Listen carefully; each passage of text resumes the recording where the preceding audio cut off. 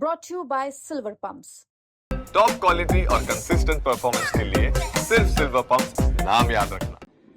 BSF जब पंजाब के गांव में गई तो वहां के किसान की एक वीडियो है जो मैंने आज ट्वीट की है। उसने कहा कि हमें फायदे नुकसान की कोई बात नहीं है, हमारे बेकसूर जो देशवासी घूमने गए थे उनका कत्लेआम किया गया और मेरी भारत की सरकार को हर सूरत में इनसे बदला लेना चाहिए और एक ही बार हिसाब खत्म करना चाहिए। यह है देशभक्ति। किसान के लिए पानी जरूरी है, लेकिन जो लोग हमारे बेकसूर लोगों का कत्लेआम करके जाएं, हमारी सेना के सिर उतारने की धमकियां दें और बेकसूर लोगों के सामने धर्म पूछकर उनको मारा जाए, मैं समझता हूं जिन लोगों ने ऐसी स्टेटमेंट दिया कि उनको पानी पिलाना जरूरी है, ऐसा कोई भी किसानी के लिए पानी जरूरी नहीं हो सकता जो दूसरे की जान ले रहा हो।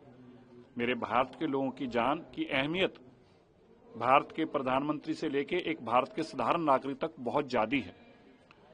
और जो लोग हमारे साथ इस तरह की जाति कर रहे हैं, एक बार उनके हक में अभी तक भी पाकिस्तान से किसी नेता से लेकर किसी किसान ने एक बार आवाज नहीं लगाई और एक बार दुख का प्रगटावा तक नहीं किया।